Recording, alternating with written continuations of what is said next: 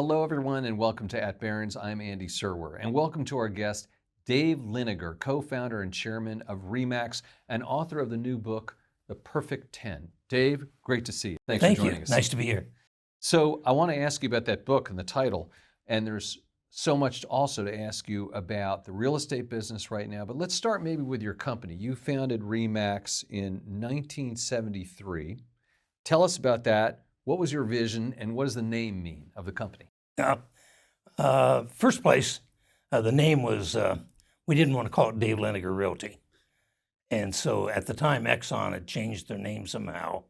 5 letters, threw in a slash mark. We sat around, we thought, what's the company about? It's a maximum service for the customer, maximum commission for the agent. So we came up with Real Estate Maximums, shortened it to RE/MAX, and thought somebody's going to think there's a man with that name or a woman that owns the company. So we took out the periods and just threw in a slash, and it was RE/MAX. And founded in '73. Most real estate agents split their commissions with the brokerage on about a 50-50 basis. The top producers eventually said, why am I giving up half? I'll start my own small company. We thought, why not have a business like a co-op of doctors, lawyers, architects, share the office space, keep the majority of the income for yourself, and do better together than by yourself. Very adversarial to the powers to be. They were only paying people a 50% commission split. We thought that under our conditions, they could probably make an 85% split. And so the powerful brokers said, well, that can't be good for the industry because we're going to have to lose a lot of money on this. We fought our way through it. I made a lot of mistakes, very inexperienced as a manager or a leader. But the concept carried us, and within a few years, we were quite successful. You were one of the biggest real estate brokerages in the country, and publicly traded. What about the balloon? People always associate that with your company as well. It's an accident. We had a red, white, and blue sign, and we had some brokers in Albuquerque. The balloon festival was just really in its infancy, and they brought us a diagram of red, white, and blue RE/MAX balloon. And they said that should be our logo, and all of us voted it down, but we said it makes for a nice, gimmick to have for open houses or for walkathons or whatever. 3-4 years later, we became #1 in Denver, and nobody knew it. The power rankings, consumer rankings, had us at 8th or 9th because other companies have been around since 1911. We put an ad fund together, tried to figure out, hey, let's run TV commercials. And we asked people, what's it cost?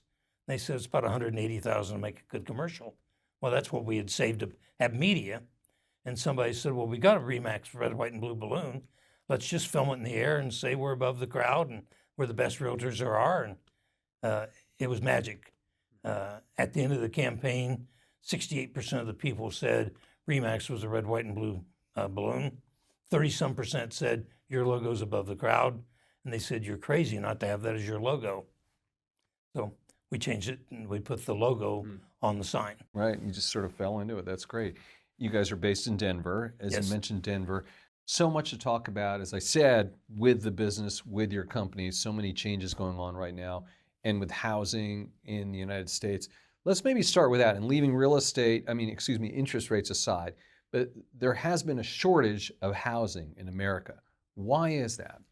Well, traditionally, the interest rates in the United States have averaged 7.78% for the last 50 years. There were time periods like in 1980 where fighting inflation, our interest rates jumped up to 17%. But we just went through a 15-year period where the world was awash in cash. You couldn't make 1% on your savings at the bank. And so the interest rates got to 5%, got to 2.5%. 60% of the mortgages in the United States right now are under 5%. So people that have a house that would ordinarily want to move up, use their equity and buy something bigger, aren't doing it because they have to give up their interest rates. The mortgage they have to leave behind, the new mortgage is going to be 7%. And so all of a sudden you're buying a more expensive place at 7% interest, and it's prohibitive. So people would rather fix up, stay in the same place, and so there's no starter home inventory. So is the shortage of housing only because of higher rates, or is it because also of regulations, limited labor supply? I've heard those things as well, though, Dave. Yeah, the limited labor supply is kind of taken care of itself in the last year or two. Uh, Government regulations are tougher today than they were 20 or 30 years ago. Now, if you're building a subdivision, they expect you to pay for the roads, the sewer, the infrastructure, maybe allocate some space for schools, playgrounds, and such. And so that makes it go up a bit. But in reality, there's more demand than there is supply. And until we can increase the supply, it's going to continue increasing prices. You mentioned this spike in rates and mortgages from 2.5% to 7+. How bad is it? Well, having been in my career 56 years, I've seen all the interest rates, and it was just normal to pay 5, 6, 7% interest. We've got an entire generations can't even believe that's possible. And so it's going to take a time period of retraining that, yes, this is the real world. It was just an unbelievable event, happened only once in the 200 years of America. Right. So it's sort of a psychological thing for younger homeowners and prospective homeowners just to accept that this is a historical rate of interest that you're going to have to budget into your life, right? Sooner or later. Do you see any relief on the interest rate front coming? You're not an interest rate expert necessarily, I guess, but I mean, where do you see this playing out, or how do you see it playing out? Late last year, I kind of went along with the consensus that the feds would start dropping the rates this year. Obviously, they keep signaling later, later, later. Now they're saying maybe not at all this year. Inflation is still there. Food costs are up. Energy costs are up, and so on. So I don't see much help. Home builders are building at a faster rate, and that takes some pressure off. But the resale market, that's going to be a toughie for a while. There are 1.5 million people age 55 that are homeowners that die every year, 55 or older. If they're still married, property goes to the spouse. If they're not, the estate sells it. And so realistically, there are about 1 million properties a year going on from aging matures and baby boomers that are coming onto the market. And also bear in mind that about a third of the properties in the United States are bought for cash. And so the market's not dead. It's just really tough. It'll start to loosen up when the interest rates go down a little bit. Maybe it gets down to 6% at some point, and then people will come to the realization, I just can't stay in this house for the rest of my life. Real estate is famously local, one of the famous lines about real estate. What are some hot spots and what are some not so hot spots in the United States? Well, the not so hot spots are those that have a unfriendly political atmosphere, if you will. A lot of it's along both coasts. A lot of it is because of homelessness. A lot of it is because people fear. California, you hear we have floods, we got gangs, we got fires, all that sort of thing. And so with the pandemic, it made it possible for people to move away from big cities and work remote. That's kind of turning itself back around again, but that opened up a lot of people moving. Austin, for instance, was one of the hottest markets in the country, and it is now going the opposite direction. All of a sudden, the prices have gone up so high, so fast, the affordability is gone, the homelessness is creeping up on them, and a lot of people that liked Austin are saying, I want to move now, I don't like what it's become. But the Sun Belt areas, for the most part, are the hotter parts of the country. Right. Let's talk about the real estate brokerage industry, which has been under siege recently, and massive settlements with NAR over commission and price fixing. RE/MAX entered into a $55 million settlement last September. What's going on in the business, and then specifically with RE/MAX with this issue? The issue has been about buyer agency. And traditionally, the seller pays the commission, whatever it is, 4, 5, 6%, and then splits that commission with the buyer agent. They took a look at that. NAR made a rule with the MLSs showing this is how the commission split should be. And then the litigation started. The litigation was on two flimsy things. One was that the concept antitrust is there has to be a meeting. There has to be a conspiracy to do this. And the plaintiff's attorney has convinced the court that the meeting was the fact that the code of ethics mandated by the Board of Realtors and NAR is a meeting of the minds. So on appeal, that may never stand up. Nobody's ever done this at a trade organization without meeting with people personally and conniving can do that. So it's appealable, but how do you appeal a judgment of $1.7 billion trebled for punitive damages for $6 billion and post a bond for that kind of money? The second point is, the argument is there's steering going on by the realtors because it's on the MLS form that says what the commission split will be to the buyer agent. So if the seller says, I won't pay a buyer agent commission, then will the agent still show the house and try to get the commission from the buyer?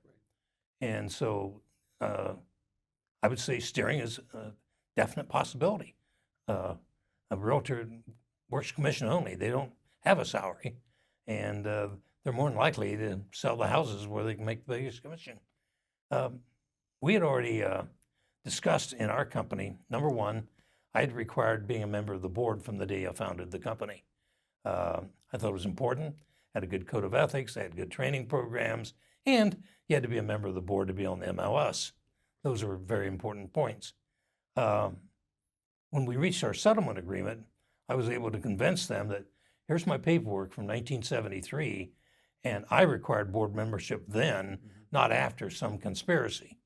And they negotiated fairly with us. They were very tough. I can't go into the details, obviously. But when we got to a settlement amount that the mediators said thought was fair to both sides said okay. The reason I did that as a founder of a company was that, number one, I had the cash. Number two, I saw copycat lawsuits. If we ever failed on one suit, thousands more would be filed, which has come true. And I can't be a riverboat gambler as a founder. I had great ownership of my company, but I've got 50% of public shareholders. I've got 9,000 offices worldwide. I've got 140,000 agents. I can't take those risks, so we settled to get out of the lawsuits. The stock has gone, down a lot over the years. I mean, it was $60 in 2017. It's now $7. What does the future look like for shareholders, Dave? Well, I think that once the disturbance settles out, and it will be. I mean, lots of factors are coming out. The realtors that haven't settled yet are, for the most part, going to settle. Once the industry stops the chaos and the real estate business starts going again, and we get back into, almost 50, 60% more transactions than we're doing right now, the stock prices all go back up. And are commissions going to tumble 25 to 30%, that's the way some people say? I don't know. The commission rates have varied anywhere in the last 25 years on average from 5.1 to 6 point something. Most of the pressure on commission rates has been the unbelievable number of real estate agents. 1,500,000 agents right now sharing 4 million properties. And so Consumer Federation of America did a study a few months ago. 50% of those 1.5 million members of NAR had not had a closing in 12 months. 80-20 rule, 20% of the agents are outstanding, they do 80% of the business. So as prices continue to increase, there'll be price pressure on the commission rates. Right. Let's switch over and talk about your book, Perfect 10. What does that refer to, and what's the book about, Dave? Some might say it's a handsome man or a beautiful woman. It has nothing to do with that. It's how do you have a perfect 10 life as an entrepreneur, a CEO, an executive, still maintain family relationships, have a loving spouse, have kids that still love you and don't resent the fact that you work so many hours, and you're a good citizen to the community. It's how do you get those perfect 10 days? And so the book is 10 leadership principles of how to make your life a perfect 10. I'm a great example. I started Remax. I had a lovely wife, good family. I was so engrossed in building my company and the excitement of being an entrepreneur and going from, worst to first. That was an 18-hour passion. And that hurt a marriage. I ended up in a divorce. I managed to recognize it in time to save my children, and the world went on.